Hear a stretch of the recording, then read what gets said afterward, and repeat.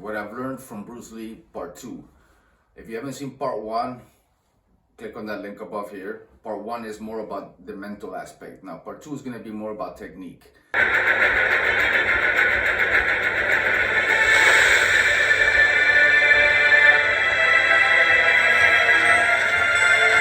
Is anything eternal?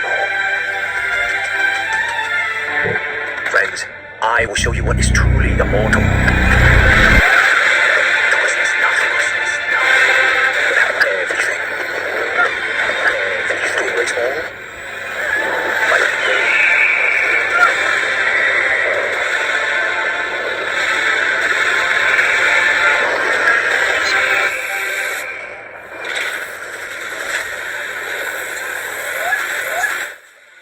Most of what I've learned from Bruce is in this book above me right here called Tao of Jeet Kune Do. That's the front cover.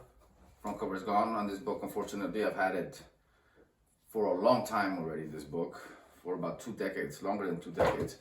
So yeah, this book taught me a lot, and now I'll get into 2 different ways I've used this technique. So both for fighting, real street fighting, and also for sparring with gloves on, of course, kickboxing, more than anything kickboxing.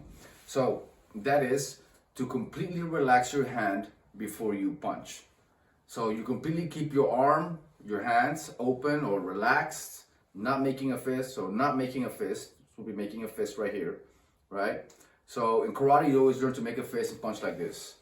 That's it. In kickboxing, you learn the same thing. You learn to punch here with your pretty much making a fist the entire time when you're punching, when you're striking. This is pretty much the same thing in all martial arts. Even Kung Fu, you know, they will punch here like that. They will open their hands maybe and then close it, but you know, they will punch in a circular motion here, which is kind of a mix of that in a way.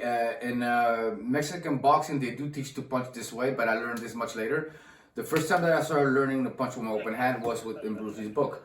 And I see him do it in the movies, of course, too. You see that he always has his hand relaxed before he strikes him. The moment of impact, that's when he makes a fist.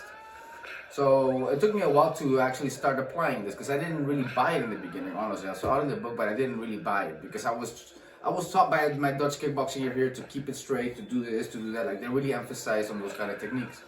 So to really go 1, 2, you know, keep the shoulder above the chin and all that. That's like really the Dutch kickboxing technique. Instead of keeping the shoulders more relaxed like boxers tend to do when they dodge punches around. Now, that said, it's a lot faster to punch like this because your hand is relaxed. It's almost like the equivalence of a taekwondo kick. Your hand is relaxed the entire time, and it's at the last moment that you basically close your hand. So it looks like this. I'm gonna do it towards the camera.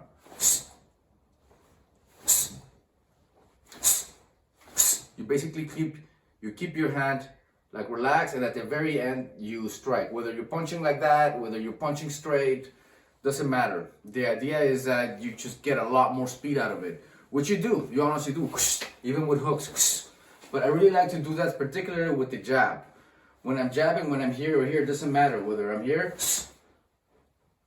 or down here. I pretty much use this a lot with the gloves on.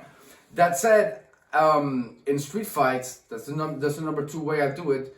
I tend to keep my hand more like a fist, but not really making a fist. In street fights, I tend to close my hand at the moment of impact, but my hand is already like this. The line is straight, hand is like this.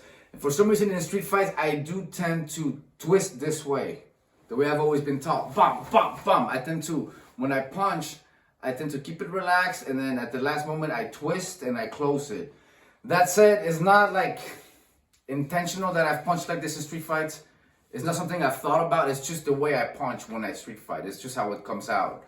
It comes out like a mix of this and a mix of traditional punching. Basically, I keep it here and I boom, boom, boom. Usually I do that by going through people at the same time.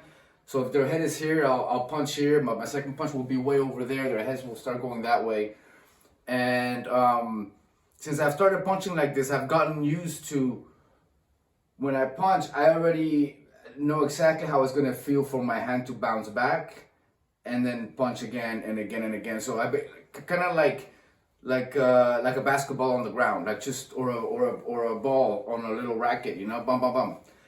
you know, kind of like this, like drilling with a ball, like a basketball. And basically, boom, boom, boom, you bounce back and forth. But that said, I really go through the person. Usually they end up on the ground after a few punches like that. But that said, that's basically how I punch. These are the two different ways that I use it. I will get into a third way that I sort of use this punch, but that'll be for the next video, guys. And I hope you guys enjoyed this video. So the next video, catch you later.